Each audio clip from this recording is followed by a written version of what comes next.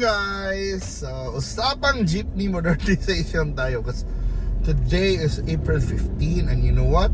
In Manila, for example, they're holding a nationwide strike over there because of jeepney modernization kasi Bongbong Marcos, our president, dear President Bongbong Marcos is saying that there's no more extension aning kuan ba? The deadline for consolidation, deadline for magkuan na dapat mahog ba ma-phase out na gini mga jeepney. Yan ang lang mag-consolidate sila or die. Consolidate or die mga na. So dapat kuan na modern na kuno na jeepney ang magdagan sa atong mga kadalanan and I don't know.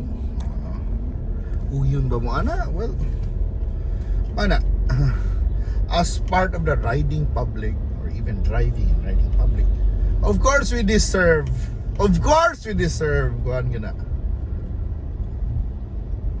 yun a transport system that will bring us from place of course we deserve a transport system that will bring our safely ba and fast. Of course we don't want delays. The riding public ba man importante mga not everyone can afford, not everyone's driving a car, even bisag asa na country ha. Not everyone's gonna drive a car, even if everyone has a car or maka-afford that. For example, in Singapore, they probably can afford cars, but they can't own cars. Or they can't afford, kaya mahal ang cars dito. But, I mean, majority of the people, especially working people, are not driving people. Diba? Kaya sa man good, diba? Driving is also not, it's not for everyone, for one. And ikaduha, it's, sometimes you'll be driving instead of uban catch up mag-cram pa na sa work to prepare work and study. Then driving can pwede na mag-drive na mahingana, di ba? Mawaan yung focus. But ano ba, still ba if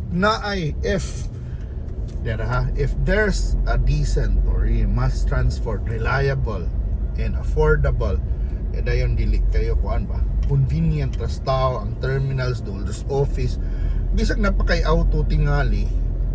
Even if you have a car, if you really have a nice car, you probably will ride the train. For example, you ride the bus, the train, because for example if it can bring you from your home to your work at the fastest time or the most efficient and cheapest time, diba? Or cheapest time na non, cheapest price, so diba?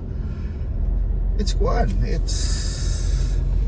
not logical, di ba? For example, nindot ra mag-train gyud ang mga tao di ba?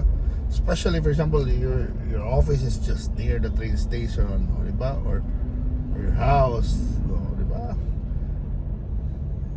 Or the bus, di ba? Kaya nga ba kung reliable lang ng bus, for example in abroad, the bus arrives really on the dot. Like if they say that the bus will arrive at your station at 9:20, at 9:20 the bus is there, 9:21 wala na. Yan na ka-efficient. Mana kasuway ko ana, may visit my mom sa Australia ba. Na bus station dool siya nangadto mi sa kung way pa dong sa train station, so magbus mi. Yan kami gibiyaan naman mi nag-work pa to kung mamatong time so nga na ko 9:20 nga na, so magawas na may bay mga 9:15 magawas na mis bay, maghuwat na mis bus station para pag-abot sa bus diretso na, and then moingon ginto ito 9:20 moabot ang bus at let's say at the station, moingon ta moabot ang bus by 10:10 10:10 moabot na, and there's a train set na ang schedule sa train marabag at that time ha. Kung akong i-google good precise ta kay Google moingon unsang train sakyan going to mga tumito to Circular Quay or atumi sa kanang padungoy sa kanang sa Opera House, dali ra kaayo na diri soltera estimate pero dito gyud ikuan gyud on the dot gyud wala pag ma-estimate gyud yung real travel time, kaya kaayo di ba? But anyway, mao na yung kuadron ang bus or jeepney modernization. I-phase out na ni mga jeepney, then palitan na nato ka ng mga modern jeepney as they say, the deadline is I think April 30. No, so on April 30 they must consolidate na or kanang membro na mo unsa na kanang ilang mga kooperatiba, di ba mo kung ano mo sa inyong prangkisa, ilang I don't know, we call it modernized, ni modernized giusab sa nilang sistema, di ba sa una dagan mga jeepney operator ba na mo kamay na negosyo na pwede ka jeep karon mo ilang gibalik na kanang daghan, di ba? Sa kinumdum sa gusauna na koy na may relative na kanang tag-iya sa daghan kay mga jeep, di ba? Karon mo ra sa ginganang mahitabo. So exciting times sa mga tao and sa industry sa jeepney lagi ana ko ana. I don't know, exciting or challenging times ahead for them. Tumaw na ron nagwelga ang mga tao, mga records na ginagamay resistance kay lagi itong di na ka-afford ba mahal kay to think of it tagpila tong jeep sa una, di ba? Karon ilisan mo ganang branded na gid ba sa una pwede rin magka-symbol kay jeep na inyo lang i-modify ba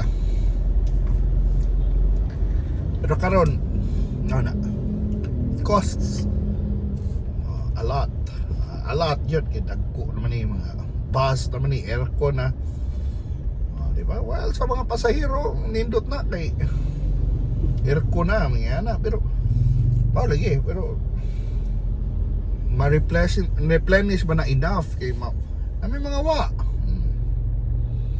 so laban na sa ding di ba? And another one is the fare. Will the fare be the same kung puro na ni unsa na kaning dagkong sakyanan o mga bus na so manay kuha na to ron manay mga present issues that could affect us. I mean especially the ones living in the city I don't know sa mga probinsya tingin life goes on although mga e-bikes na sa naila e-bikes na will be replacing tricycle kailangan lang i-rehistro tingin ba. I mean in some areas here in Cebu some people give e-bikes para mag menis kunay na sila daan kay mo lagi kay ngano wala yung mga lisensya wala yung mga LTO na kuan di ba registration di ba what if na mahitabo what if maligsan kag e-bike so may hitawan ni sabot-sabot lang ta di ba so na may protection ang public manay kuan na ba although lagi na ang na sa atong mga leaders ila na lang they should know these things. I mean, they have to because masa na yung problema no usahay ang atong mga lawmakers will be making laws of things that they can't relate. That's the word manang kuan about representation ba na dapat when we vote for example mga party list especially the party list or kanang inyong kuan ba that you need someone who can represent your concerns, di ba? We have to vote for people who can represent our concerns. For example, the people making laws for public commuting, they don't commute they didn't use public transport.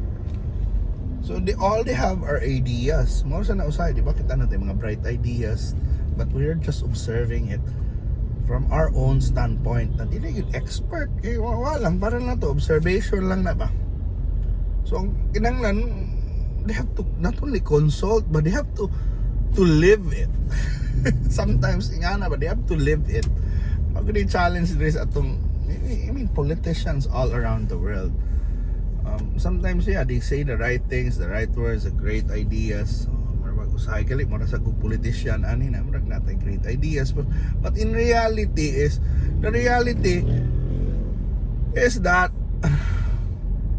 our analysis is very limited limited to our own experience so money ko na naman limited rigid kaya na I have to admit usahay ka there are things like tumagtan na yung let the experts do their job when it comes to let's say national security kaya mga anak na things ba For example, kanisang mga commuting, nakasuway ta na lisod kay sakay, nakasuway yung taan na.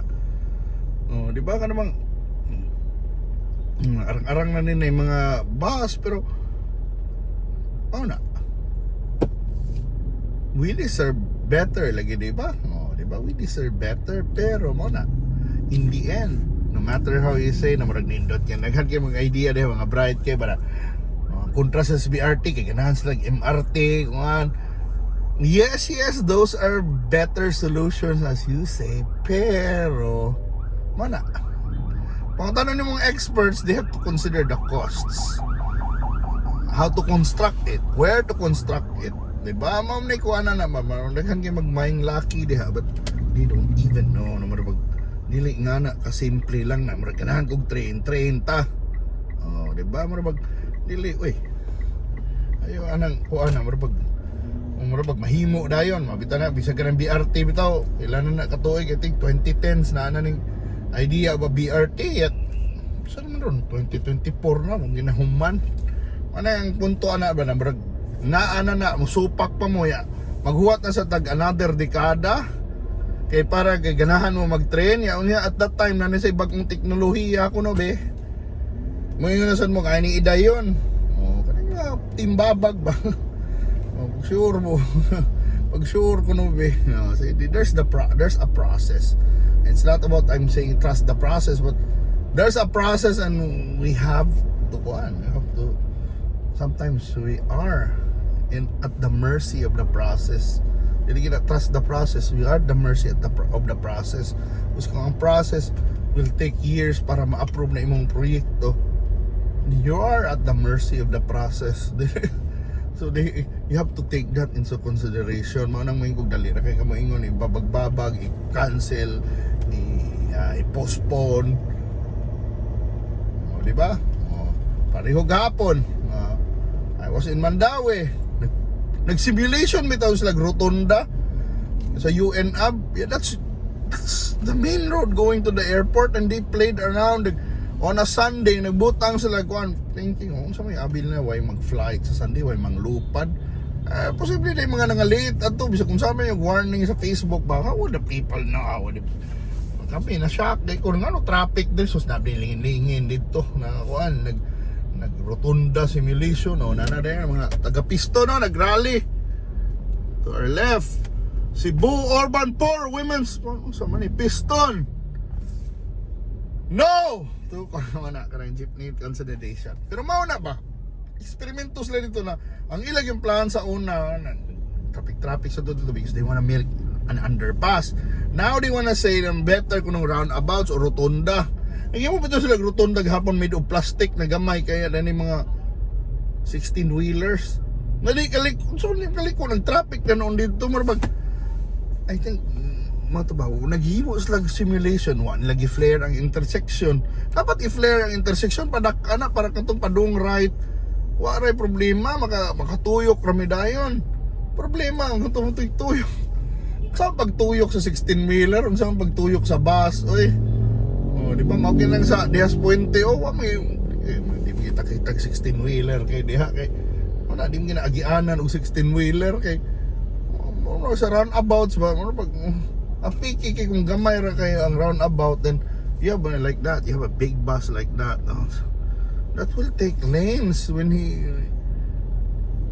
goes around the rotunda. If the rotunda small ka na ba ang rotunda mo you're putting around the hole in a square peg, you can eat a lot of space mo you're fitting it mo matuning ko sayop man sa nang na traffic yun may pero may kaliwa may na late may nagsayo may kung nagkumpiyansa pa may ito tripping with ko malate ito akong igagaw na mo biyahe pero mana yun na issue nagrally ng mga tao about jeepney consolidation, ibasura ba ang deadline mo sana iba pabasura palagpot ako kay epekto ni sa atua ako bitaw ni epekto sa atua lagi pero unsa man atong solusyon diba in the end kinahanglan kita mag-modernize so mao na because the public lagi of course we deserve a better public transport makita na ko ni mo rin nga mga kapyot-kapyot ha. O mag-jeep ta, ayun, kapyot dito sunahan ay ambot lang kung saan to na to. Pero man ay reality kasuway yung kuha na sa una na kapyot-kapyot at sa jeep, oy mga mga laki ganahan sa tam kapyot-kapyot pero ang pan magkapyot-kapyot para di kabayad pero bawal naman nadakpo na pero yeah, dami na yung term good kapyot, nagutay mo symbol ng kapyot na we marabag ang atong hand sign sa kapyot is like go faster. Makakita ang jeep, it's not the go faster, it means that you wanna ride and just kapyot. Di ba? Kapyot. That's a nice term, kapyot. Himo tag commuter na page ang nila ko kapyot. Kapyot means you know you just gonna, it's not like hitch, it's like you hang, you just hold the handle sa back and then enjoy the elements, the wind. But anyway, maulagi na. Napay mga jeeps na wa pa na consolidate, and that's the issue right now. They're given a deadline to modernize or di ba mo na ang ikuanam ko na what they call that, extinct na sila. Di ba? So they will be phased out. So they have to consolidate, they have to join, they have to buy, they find a way to buy a new bus. So di na lalim. It's not simple. Or bagkuan lang ba? Sometimes di mo consolidate, can't afford it. Diba? Labi na for example, you were an owner, diba? Owner ka jeep. Nakaroon, unsa na lang ka. Diba? Mao na, kakapyot to. Di niya makitaan lagi. Hindi ta kaapas. Kani nagpalandong unsa ning Reyna. Oy, Reyna! Reyna ng tahanan. Pero bitaw, thank you so much for watching, and I hope na we will be seeing each other soon. Si Reyna, di nang padung man is ride si Reyna. Ay, kita mo ng jeep na nag-blue na nagkapyot. Man ay reality by we deserve. Di mo kakita na lagi, makakita din ako ma-zoom na because we're going already, so we deserve better public transport. And hopefully matarong nis gobyerno atong system. And don't forget, before we go, Jollibee Mix and Match combos. Choose your own sulit sarap combo for only 75 pesos. Choose one main and choose one side for only and that's it, folks. Thank you so much for watching, and bye bye bye.